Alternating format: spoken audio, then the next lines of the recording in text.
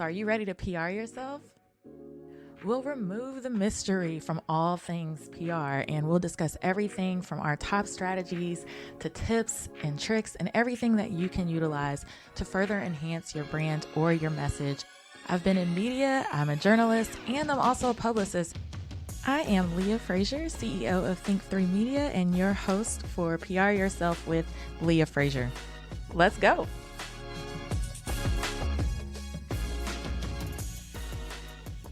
Thank you guys so much for tuning in to PR Yourself with Leah Frazier. You guys, listen, you guys are blowing my mind. We just received notification that this podcast is in the top 30, number 29 actually, in the US for marketing podcasts and in the top 100 in Canada for marketing podcasts. So thank you to each and every one of you faithful listeners.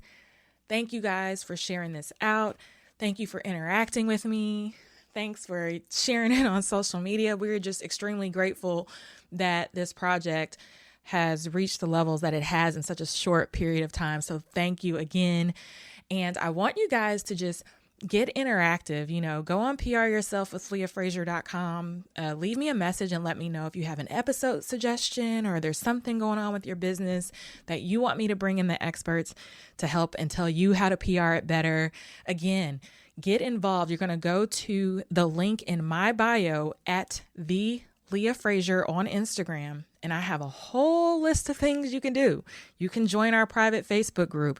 In that group, I go live. I tell you what's hot and trending in social media and marketing and PR. I put media leads in there. There's one I've got to do today. And you're also going to want to interact with the other women. And I think we have some men in that community now, in that private Facebook community, okay? Because I'm going to start growing that so that you guys can discuss among yourselves how to PR yourselves better as we move through 2021 and beyond. Also, if you're interested, we still have the monthly membership available. It's only $49 a month, and you can find information on that at think3media.com/think3edu. That is our monthly membership where I literally do a class session like I would teach with my students at the university. I do a class session on what's hot in marketing and public relations. I give you your takeaways. I give you something to work on for 30 days. And then several weeks later, we come back and we mastermind as a group to make sure that we're working on that one thing that you need to get worked on for that month. And we continue that monthly. And it's a great resource and it's a great way, an affordable way for you to hear from me. I bring in experts and also for you to have accountability. That way you're working through for solutions for your small business or as an entrepreneur. And lastly, you're going to want to stay tuned. Yes, pryourselfbook.com. You're going to want to sign up for that as we get closer to the book being released. But also you're going to want to go to PR Yourself with leahfrazier.com online. There's a tab called course, and you're going to want to sign up there because I am re-releasing my live course one last time. I know I said that before. I'm going to do it again. I have just revised it.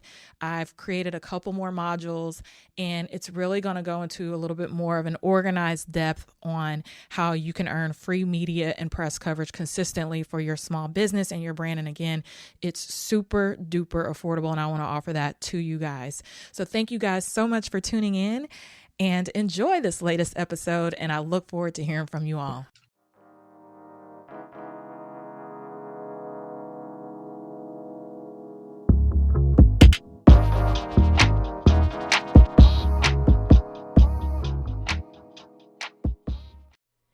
Welcome back to another episode of PR Yourself with Leah Frazier. I know that it has been quite some time since we've dropped some episodes. Some things got busy, and you know what? To be quite honest, I needed a little bit of balance, so I took some time off just to get my mind right, just to settle some things out. I run a full-time agency on the side, so I had to get that together, and now I am back and I'm ready to drop episode after episode after episode for you guys. We're going to be changing the format just a little bit to make it a little bit more fun. So we'll be doing hot news, hot PR topics, and of course those exclusive interviews that teach you guys a little some about how to PR yourselves as we're trying to round out, get through the summer and get through the end of the year. But today, I just kind of want to talk a little bit about that little thing called social media. I know we've talked about it a little bit before. I ran into a little snafu with someone not too long ago, just based off of some of the things that they have posted on social media that weren't too favorable to someone that I connected them with. And it was quite disappointing to see. I'm not even going to lie. And I think sometimes we get caught up in just posting. Social media has this culture where you post your whole life or you post everything in the moment. And sometimes we get into the habit of posting without thinking 1 day, 2 days, even years further down the road, like how could this affect maybe all the parties that are involved, or if you're saying something subliminally, where once you put that out, unfortunately, it's really hard to take it back, especially if it's been screenshotted and circulated around. And so the number one way to screw yourself over and need some crisis management, and I mean quick, is to just get out there and get real loose with posting social media. So like I said, someone that I valued put something out negatively about someone that I had connected them with, and I came across it, I screenshotted it, and, I let them know that I wasn't too happy about what I saw. But in the grand scheme of things, I think we have to be way more careful about how we're presenting ourselves on social media. And that may be that you have someone on your team that does a once over that looks to what you're posting. It may be that if you're pissed about something, you load it, but you don't post it. Maybe it just makes you feel good to load that shit up, but you don't click publish. Whatever it is, you have to think 5, 10, 15 steps ahead versus your emotions in the moment. And one of the things that I was proud of myself, normally I would just sweep it under the rug. I'm a very non-confrontational person, but I think COVID has just made me a little bit more direct. Like I told you guys, I'm getting my certification in meditation. And one of the things that we're learning are, ways to change our mindset about how we view the world, how to be happier, how to achieve just like a higher state of being. And so I was reading this book. It's called The 4 Agreements, and it is absolutely fantastic. It's by Don Miguel Ruiz. And one of the first agreements in the book, and I know I'm kind of all over the place, but I'm just so excited to be back and talking with you guys. One of the 4 agreements, the first one is to be impeccable with your word. So when I saw what was posted on social media about a connection that I had looped this person in with, the old Leah would have swept it under the rug. I don't want confrontation. Hopefully my contact doesn't see it, and I would have went on about my day. But I feel like sometimes we, as a society, we have things in our head that maybe we should communicate to people, because maybe they didn't do it on purpose. Maybe it needs to be brought to their attention so that they could do better in the future. And then maybe it's a way to grow that relationship in a corrective manner. So after reading this book, I'm telling you guys, it changed my life. I was like, I ain't taking shit no more. I'm going to be direct. And I did. I laid out everything, my disappointment. I attached what I saw on social media. I kind of broke it down as to how this could have affected things, years down the road, what I was going to have to do to unwind because of what was posted. And I'm not going to get into all the details or whatever. But it was because of this book. And I felt so free when I did it, because I'm like, this person doesn't have to worry that I'm going to talk shit behind their back. This person doesn't have to worry where I stood with respect to the situation. There was no, and in that moment, I just felt good. I didn't feel like, when sometimes you don't bring something up to somebody, but you want to, and you feel like you're out of balance because you didn't speak your truth. I just felt like for the first time in a long time, like, wow, all of this weight is lifted off my chest. There is no gray area. It is completely black and white. This person knows exactly how I feel, and we're going to get to the bottom of this, and we're going to get through it. So the 4 agreements, there's 3 other agreements. We're not going to get into them today, but it's a fantastic book. But back to that being said, unfortunately, because of what was posted on social media, terrible PR move for their brand, because now, as someone who I'm a connector. I connect people. As someone who, you know, loves to connect brands with people and do all of those things, I'm now leery of looping them in with anybody else, because now I'm like, well, you're going to post something negatively about them on social media. So terrible way to PR yourself these days. Social media can be a friend and it can be an enemy, and you've got to figure out which way you want to use it. And don't be part of the crowd of posting everything that happens to you online. Don't post when you're feeling super emotional about something, or if you're quick to anger. Just think about what you're posting. Think 5, 10, 15 steps ahead. Have a checkpoint, so checks and balances, right? Have somebody in place that maybe you loaded up into a software. We use later.com for our clients, and they go in and they check to make sure you ain't on that shit. And then publish.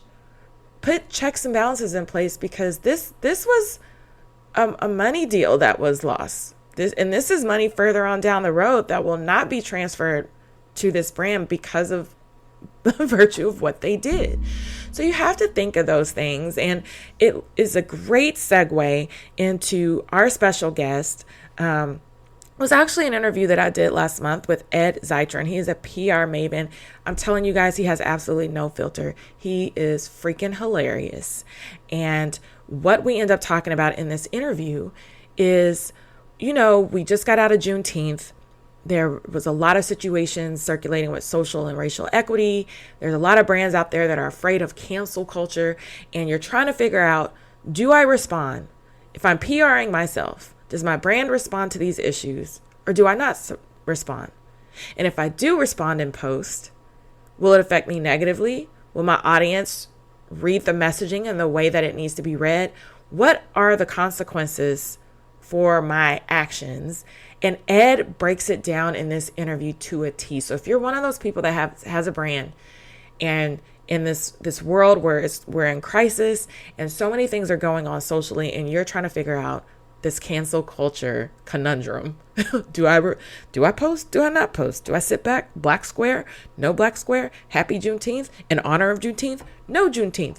If you're one of those people, you're going to want to listen to this episode. Ed breaks it down, and listen, Ed has no filter. He's freaking hilarious, and he drops a couple of F-bombs too. Therefore, Ed and I are going to be friends for life. So get ready, stay tuned in, and enjoy this latest episode of PR Yourself with Leah Frazier.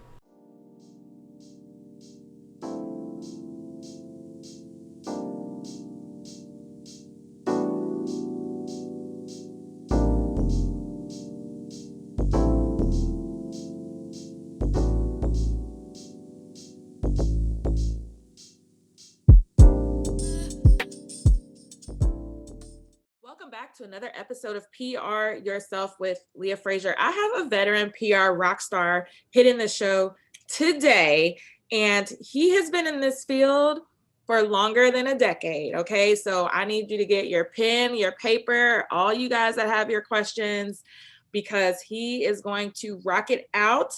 He is the owner of EZPR. He does national media, and he's going to answer some of you guys' DIY PR questions today. Welcome to the show, Ed Zitron. Hey, thanks for having me. So happy that you're here. Where are you hailing from? I'm in Las Vegas. That's where I live. Oh my gosh. I love Vegas. I'm just a little scared because of the pandemic, but I cannot. It's fine. Wait. You got your second shot. I've got my second shot. He said, come party it up. It's fine. You got your vaccine. Come party it up. So what's life like? What have you been working on? I mean, it's weird. You mean professionally or personally? Both. So personally, it's been great. I moved to Vegas in May of last year, like during the pandemic, which was definitely a decision I made. It was actually in the works since December 2019, and it just took a while.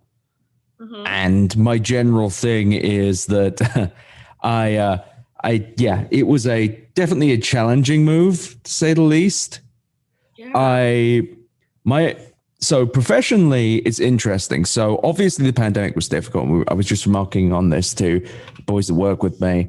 It's interesting how it's almost a complete inversion this month compared to April and indeed March of last year, which was we didn't restructure the business. That's the wrong word, but we had to be a bit nimble with what we took on. And we were far more willing to take on short-term projects like 1 month projects and such. And so we were scrappier last year, and it was more difficult, and everything was a lot more threatening because obviously it wasn't monthly revenue. We had monthly revenue, but nowhere near as much. Now things have come flooding back. It's like 2018 all over again. Oh my God. We have tons coming in. It's been great. Yeah. And I feel like the rebound, it was like almost like this rubber band effect where it was stretched and stretched. Now it's popped, whereas everybody, oh my God, we need to beef up our marketing. We need digital marketing. We need PR. And so I think, everyone's kind of realized that I don't think the world even stopped. No, it didn't. I think I was kind of in your same boat where a lot of my existing clients, the smaller businesses and some of the startups, put their contracts, we renegotiated those, put a lot of them on hold. And I was just very open to it because some had to apply for PPPs and things like that. But when they came back, it was like the floodgates have opened. It was like, I hope I got all my rest because it's crazy. It's crazy. But hey, I'd rather take this. Amen. So I have some questions for you that always hails from some of our smaller businesses that are more in the DIY PR space. And I love the whole easy PR because it just breathes that, it can be done. And that's very— It's also my name. Oh my God, I feel so stupid. No worries there. I have clients who have worked with me for years who randomly say like, oh, I get it. I get it now. It was a joke at first. Yeah. And I always said it's a joke until I think up a better name. And then I never came up with one. I think, okay, that is genius. And I am so embarrassed that it took me 6 minutes and you have to tell me. I wasn't going to figure that out. That's fine. It's like I said, there are plenty of clients who call me and like, oh, I get it. I'm like, cool. It's been years. You've raised $30 million, but okay, good stuff. Well, one of the things that always comes up in the startup universe for small business and entrepreneurs as well is there are some that don't just want to focus on local media. Some have the itch to go national. They feel like their story and what they bring to the table is, on a national newsworthy scale. So in your expertise, how does one kind of go about attracting national press and media and even like building those relationships? It seems like for most veteran publicists and PR firms that those lists take years upon years to build. So a lot of it comes down to being real with yourself. Like, it's like it's kind of like that book and movie, He's Just Not That Into You. If a story doesn't match with the national news, it doesn't match with the national news. If you can't see something like what you are talking about in the national news, well, it's probably not going to make national news. That being said, the easiest way to do it and actually build a stable thing is, say you're in tech, you want to try and meet with or get talking to, or at the very least read any and all of the reporters that you want to pitch. So say TechCrunch, they are all extremely online. You can read their tweets all day long, up and down, side to side. You can do all of that. It's really not that hard. And you could do that with a lot of reporters, but in particular in tech, they're more online. Try and get coffee with them, try and meet them at events. But whatever you do, keep it calm, keep it normal. Because the thing that people do is the moment they get in front of a reporter, they try and pitch their whole story. And it makes sense in a vacuum. Okay, I finally have 2 minutes of their time. I should use it. The truth is, you want to try and grab them in a situation where they're comfortable hearing from you. Right. And that may mean that they turn around to you and say, oh yeah, let's grab coffee or let's have a 20-minute phone call. Make it easy on them because frankly, if you don't, it's a bad situation. They're not happy to hear from you. It's not a calm one. So say you find a report you want to follow on Twitter, read their stuff, talk to them, like respond to their tweets, talk to them like a normal person. Don't just say, this is good and nothing else. Also, don't send them extremely long things. Just get to know them and get to know what they write. The easiest thing you can do is read all their stuff and say, okay, where do I fit into this? And send them a short email, like 100 words. What you do, why it's worth their time, and very clearly also establish what it is you want from them. If it's an app, you want them to play with it. If it's a movie, you want them to see it. And I should be clear, there are a lot of movies. Same with music journalism. There's a lot of music. So make it easy on them and make sure you've targeted right. That's what a lot of PR people get wrong. The targeting is abominable. They just spam people. Don't spam people. Oh my gosh. I love that you said that, because sometimes folks will send the same email to all of the same outlets and not realizing that things matter. You know, it matters. Time of day matters for TV. Like, when it comes to segments and like, what do they like to cover? You can't send the same blanket email to 100 reporters. It's just terrible, terrible, terrible. So outside of just kind of reading some of the reporters' work and just kind of researching in that kind of way, how else can they grow their media list? Are there any, is there any affordable software for like? There's no need for software. Yeah. Don't get software. Don't buy Cision. For most reporters, you can... Cision, you know what? I take a step back. Cision is the one where you can find most email addresses, but you can most likely Google most email addresses when you work out what you're doing. That being said, you shouldn't be pitching that much. Trying to grow a media list suggests, especially if you're doing your own PR, that you are going too large. You are going too wide. If you're a single person just doing DIY PR for yourself, you should really only have like 11 people that matter at first. You got to get the first story behind you first. And really just Google will help. Most websites have some form of contact page. From there, you can work out and frankly, Twitter, again, most reporters have their email on their Twitter. Like, you don't need to pay for a thing. Just go to Twitter. They probably have it. Follow one, it sends you down the rabbit trail of greatness, and they put you like 10 or 15 more that's in that same beat, and it's amazing. So I co-sign on that 110%.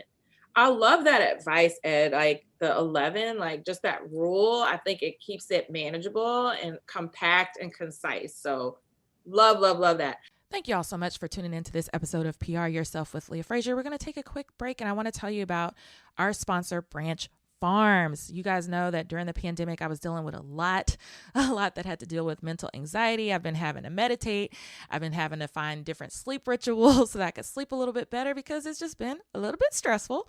And so Branch Farms has helped me out with my CBD oil. It's been amazing. So I wanted to talk to you guys a little bit about them today. They are family owned, and like the hemp plant, their roots are rich deep into the soil. For more than 100 years, Branch Farms has farmed in the Southeast Delta region of Arkansas, where agriculture has sustained this family-owned business for 4 generations. Branch Farms produces premium hemp-derived goods from soil to shelf, which means that they plant, harvest, process, and manufacture products, maintaining a high level of integrity during the entire product lifecycle. Now, let me tell you guys, my favorite is the CBD oil that is mint flavored, and recently I tried the citrus flavor, and it's incredible. You just dab it right under your tongue, and I am immediately just feeling a wave of just calmness, and it's absolutely incredible. I've tried a lot of CBD oil out there, you guys. This one does not leave an aftertaste. It's so smooth, and like I said, it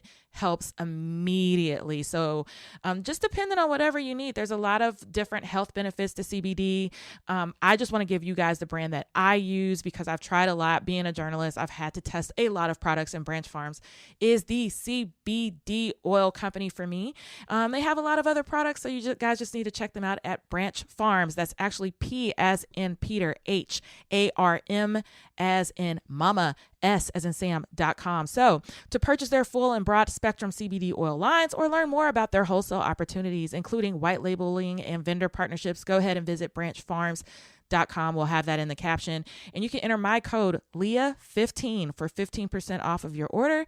This promo code is active now through December 31st, 2021, but you're going to want to go ahead and order that today because it is amazing. And so thank you guys for tuning in. And now back to this episode on PR Yourself with Leah Frazier. How many people have reached out to you and out the gate have told you maybe, I want to be connected with Oprah, or I need this to be on the Today Show, or Good Morning Oprah and Today are the classic ones. Oprah has not mattered to the media for quite some time. I mean that just she has stopped being like a media, kind of like Ellen is on the way out. It's not that she's less important. It's that she's no longer like a media talking head that you see every day. So when she pops up, it's serious. Right. With that extremely wimpy interview with the Royals. Ed, tell me how you really feel. Well, no, just if I'm going to cover that, the blunt thing is Prince Harry, a guy who dressed up like a Nazi on Halloween about 15 years ago. And no, there is no expiry date on my hatred for that as a Jew. I will just say it's one thing to talk about there being vague racism in Buckingham Palace. Fine. But if you had a single, like Meghan Markle has gone through hell. She has. Yeah. She's been through hell. She doesn't have to answer to anyone. Harry, on the other hand, saying, oh, someone vaguely made some racist comments without naming them. That's covering someone else's ass. If you really want things to change, name and shame. What's going to happen? They're going to get fired from being a prince? It's not going to happen. But instead he did the thing so he could get a job at a startup. Oh, yes. It's so funny. A friend of mine, we argued about this very thing on his radio show because he's like, he should name them. He should. Pissed. So I'm going to tell him, Ed, you support his theory. Well, it's true, though. It is a mark of cowardice to stand up. And of course, he did it it worked exactly like he wanted it to. Everyone felt sorry for him without him actually sacrificing anything. He didn't sacrifice a single damn thing. He got up there, did his sad sap story, and then immediately got a job at a startup like a week or two later. Like he doesn't get to pretend like he's a victim here. Meghan's a victim. She is the victim. He is another white guy drafting off the pain of a black woman and probably getting more out of it than Meghan will. Just a sickening piece of something. Ed, I like how real you are. So I know who to bring on when we have to dissect PR in news because you're not going to bite your tongue. I love this shit. Don't get me. I mean, I'll go crazy about like Mark Davis, Las Vegas Raiders. I mean, that whole situation, truly sickening, man. Worthless. Yeah. I don't know if you want to talk about that, but I'm like, I'm very angry about it. But in kind of that same scope, so let's just play in here. Because I mean, you've done everything. And I know one of the things we were going to talk about briefly was crisis communications. Each one of these situations is a crisis, right? And I feel like culturally, people are waiting to cancel people, judge people, oust people. People are losing businesses and jobs and money. So what does that look like in the grand scheme of things? Like, what is crisis communication? Like, how are these how do they protect themselves? So there is no protection against a cancellation related to a thing that happened. So, I mean, well, Harry managed to escape by being exceedingly rich and literally a prince despite dressing as a Nazi. But most people, the problem with a lot of situations where people, I just wrote about this on my Substack, the problem with most corporate apologies and most people's apologies is that they are not actually apologies. They are, I'm sorry you feel that way, which is the official worst way to apologize because it is not an apology. So Peloton, for example, in a big situation where a child went underneath one of their treadmills. So they failed to report the name to the CPSC, so I forget what it stands for, but it's a government entity for consumer safety.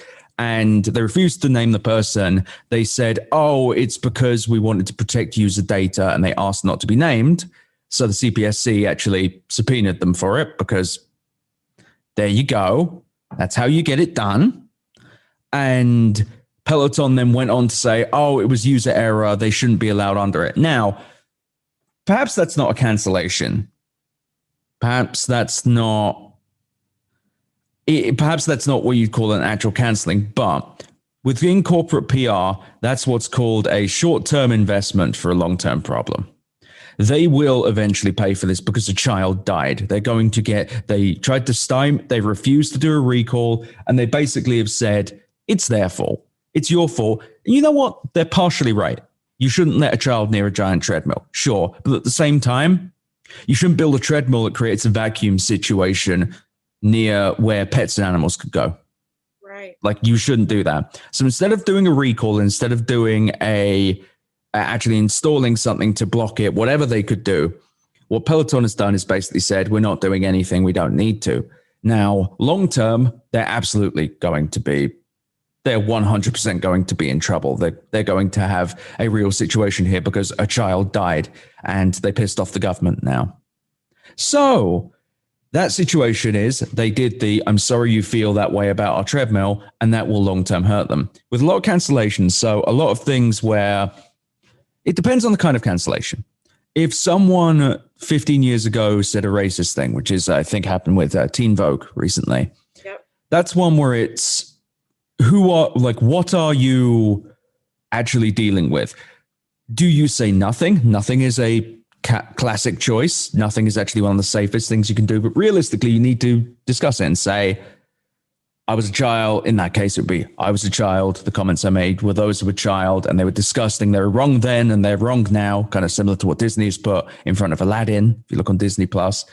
But nevertheless, I said them, and they do not reflect my current or even many of my past views, and they were a disgusting thing to say, and I can only apologize. It may not protect you from the consequences, but it will at the very least publicly show that you care about these things, that you give a damn. Right. The problem is most people are scared of admitting wrongdoing. We have a cultural problem with responsibility. And we don't see like any wrong. If we think, oh, okay, if I don't apologize, that's the loophole. They have nothing to pin on me. The problem is they do. They have whatever you did, especially if you tweeted something bad.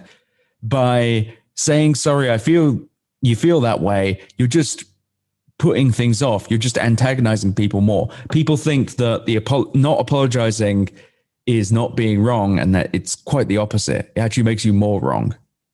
I realize that's a very roundabout way of answering this. No. That's fine, because I was thinking about it in that Cinnamon Toast Crunch situation. Oh, the shrimp thing?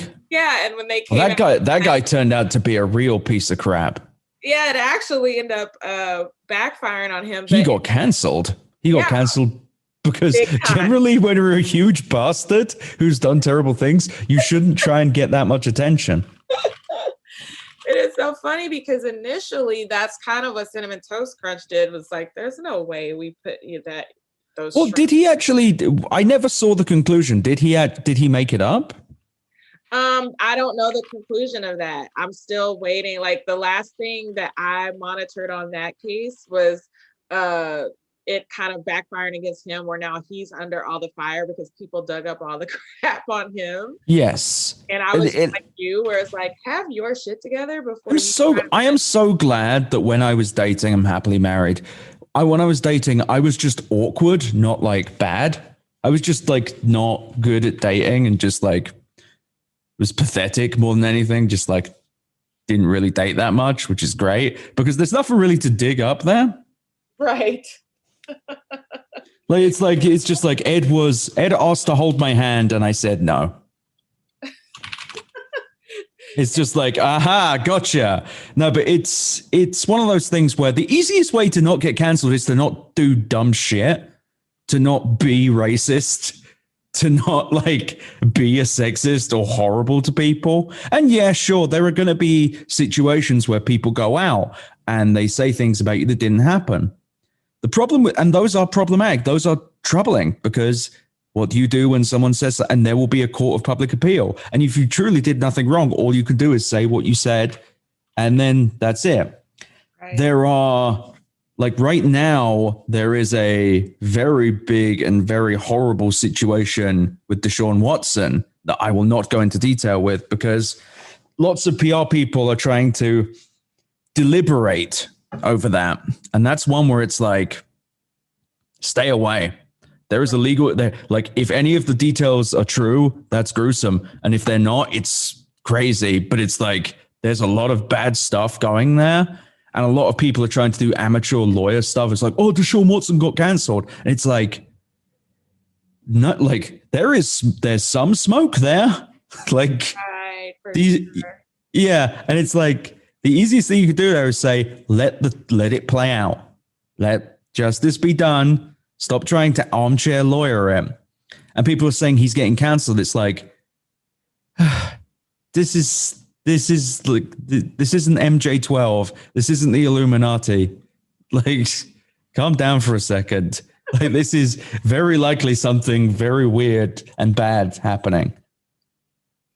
Well, within this whole like hashtag cancel culture, right? So we've definitely doesn't exist. Like a lot of instances, and it's just more and more prevalent than ever. And it's scary, you know, for a lot of businesses that may not have enough money to hire PR. So I know sure. We said, like, don't do dumb shit, but is there anything else that maybe they need to consider? Like, well, here's a really, really basic one. Really right. Basic. You don't have to comment on everything. Really, really bloody simple. Brands seem to think that they are relevant to everything. They are not. NFL teams have made it like there were some really powerful statements about the Derek Chauvin trial and that bastard murderer going down. Just going to make my thoughts clear on that there. He deserved worse. I'm just telling you. Under a big, I'm not going to say what I really want to happen to him, but big truck. But anyway, so it's, where was I? So the NFL teams, which have like those teams, absolutely like the Raiders. So I'll get to Mark Davis and why that was so bad, but a lot of them had to make statements because they have, in many cases, a great deal of, well, in every case, like majority African-American teammates. Right. They have African-American fans. They have a real stand with the community, and they had to make a statement. And the Rams and the Falcons made really powerful statements about how, I think it was the Rams that said that this wasn't justice, this was accountability, and it isn't the end. And it's like, okay, perfect. That's what you should say. Are you a cereal brand? Okay, cool. No one needs your comment on this thing, on George Floyd. No one needs it. No one is looking at Cinnamon Toast Crunch. No one's looking at Tide and thinking, I need to know what they think or about this. Why? Because it's not about you. It isn't. NFL teams, they have a commitment and accountability to their players, to their staff, and to their community. They really do. Tide does not. I don't know if Tide made a statement. I will check momentarily, but if they did, they shouldn't have. The easiest way not to get involved with these things is to not say anything. Also, it would appear that Tide did not make a statement, which would be correct. No one needs laundry detergent to make a statement. I think that a lot of people who get into trouble usually do so by talking about something that they are not part of. Right.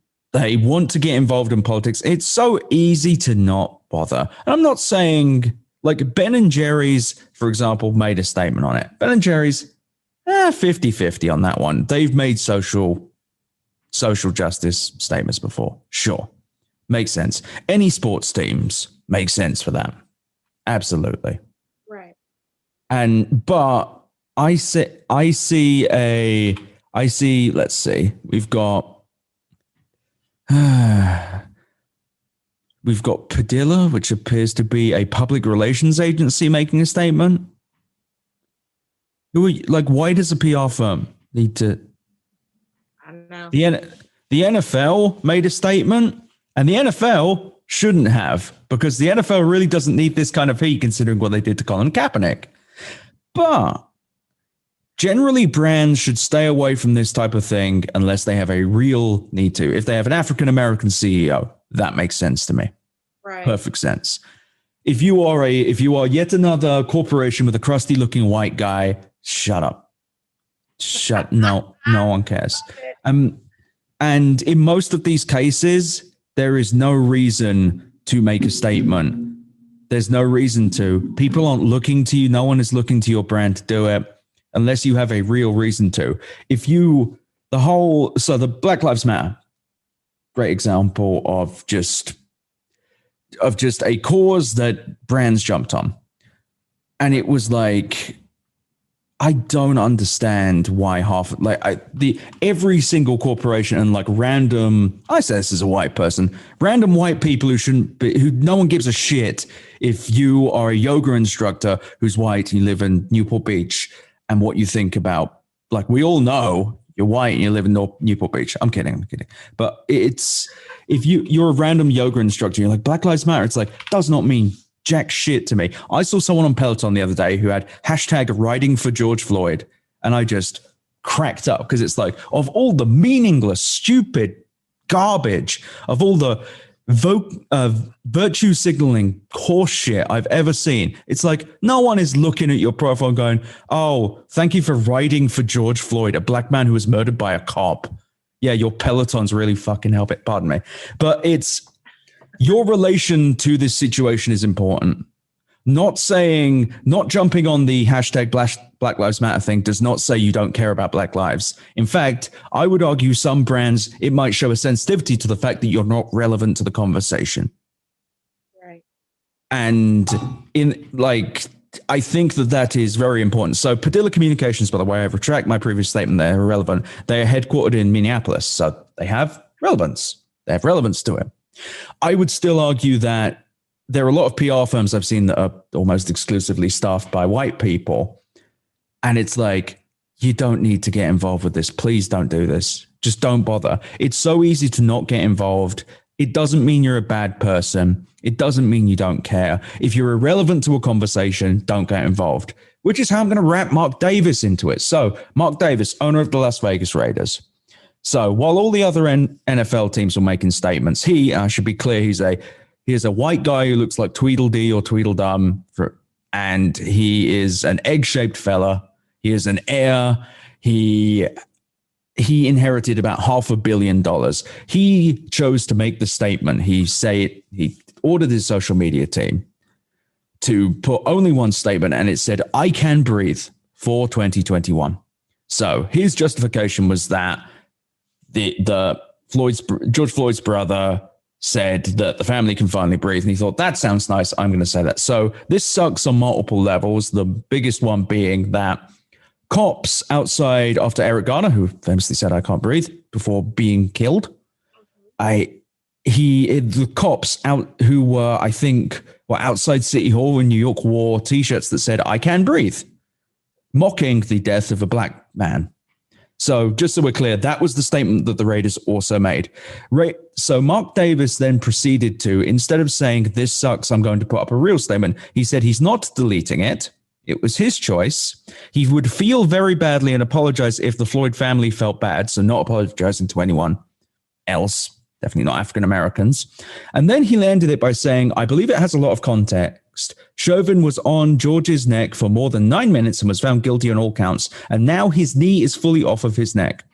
Oh my God. So just so we're clear, that is a metaphor suggesting that one policeman being jailed for murder has now stopped this situation. Just so we're clear, also a young black girl was shot dead by the police that afternoon. Anyway, larger point I'm making is his relevance to this situation. He attempted to make it about him and take his own interpretation about this, despite really being as insulated from the situation and his social media team as possible. He has no idea what anyone involved in this situation feels like. Doesn't know what it's like to be a black man, black woman, black anything. Doesn't know what it's like to be a person of color. He doesn't know how to run a social media account. He doesn't know how to run social media. He has a Nokia phone from 2003. I am not kidding. Completely and utterly insulated. He has no idea what he's doing. So instead of handing it off to a person of color, perhaps, to make a statement, he decided, I'm going to be the person. It's about me. And I'm going to make the statement because I know what's going on. And he completely cocked it up.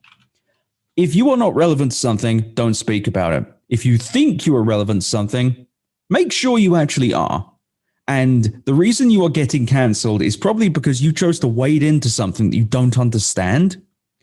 And it is totally fine if you do mess up to say, I didn't know what I was talking about. I was wrong because I was stupid. I am sorry. That's the best thing you can do in the world. No one apologizes anymore. No one says, I am sorry for that. That was bad of me to do. That was awful. I'm an idiot. And that's why people keep getting canceled. Yeah, if you really mess up, if you really screw the pooch, then yeah, you're probably going to have to. And a lot of people also, important thing, and I swear this anecdote's coming to an end. An important thing that people don't get with apologies is apologies are not ultimate cures. Right. So when you apologize to someone, they don't just go, well, that's what I needed, moving on. No, they're still in pain. Right. They're still hurting. They still suffer. And you need to be prepared for that response. But Mark Davis, great example of someone totally insulated, he doesn't care. He could have said anything and he'd be fine. No one's going to fire him from the team he owns. Look at Dan Snyder. Dan Snyder is a truly awful piece of shit. Nevertheless, the whole cancellation thing mostly comes down to people not being accountable and people trying to wade in their dumb asses into situations they neither understand nor care about, really. They just want the clout of saying they care. That is true. And that is just so, it's so disgusting. It's an ego thing. It's a need for validation and likes and all sorts of stuff, when I agree the best crisis communications plan sometimes is just to stay out of it. Just yes. Shut up. You're not relevant. Don't contribute to the conversation. Yes. Unless, like you said, like you tied in, like, oh, they're from Minneapolis or Minnesota. They have some variants or they have something to weigh in here. But if you're not doing that kind of a deep dive, then sometimes it's just best to just stay out. And I think that's a great, I just think that's Absolutely. A great way to look at what's going on with cancel culture and a lot of people just kind of being afraid. And also notice that the people getting canceled aren't nice people. Like occasionally you'll get like James Gunn, who made some really boneheaded jokes from 2009 when people were making some really boneheaded jokes. Like, it was a crappy joke. It was 2009. And also he very clearly apologized. Like he was like, I'm sorry. It was a disgusting joke. And it was a gross joke. I'm not going to repeat it. It sucked. Right. But it was also from 2009. And there was a lot of humor like that back then. And also, most people who are getting canceled, like Gina, what's her name, from The Mandalorian, she got canceled for making anti-Semitic comments, anti-trans comments. She got canceled for being a piece of shit. Her cancellation also didn't get her canceled. Most of these people, Jesse Singal, horrible transphobe, he's not canceled. He still makes hundreds of thousands of dollars a year. Like, none of these people are actually canceled. Like, James Gunn lost work and then got it back, but still he lost work. None of these conservative types are actually canceled. Like, they're fine. Like, they get to go on TV. Yeah, it just boils my brain. Well, I've truly enjoyed our discussion, Ed. And like I said, I would love to have you back on for some of our. I would love to be back on. Yeah, and because you're the type of person that isn't afraid to say what needs to be said. I like the thought process. I like the realness. So I've really enjoyed, like extremely have enjoyed having you on. And I am so happy to bring you back in the future with some of the hot topics in the news so that people can kind of understand, like, from a communication standpoint, how you navigate this thing. And sometimes, as we discussed, the best way to navigate it is to shut the hell up. You don't have to navigate it. When you dip your toe in it, that's when you get in trouble. And so I absolutely love this. How can people follow you, keep up with you? Because easiest place is Twitter. Twitter is always the best. Are you this real on Twitter? I'm worse. Yes. I'm so to close this off. Early in my career, I realized that a lot of PR people are cowards. They are scared of being real in any sense of the word, and their version of real is an incredibly mediated and organized version. I never had that problem. I don't lie. I like being myself. So my Twitter is actually even crazier than this. This is actually rather tame in comparison. I swear a lot more on Twitter. At Ed Zitron, EDZITRON. Awesome. That's the best place to find me. Well, thank you so much, Ed. Great episode. We'll be following you. And you guys know what to do. Subscribe, rate, and review. Leave Ed a message. Tweet him. Follow him. And until next time.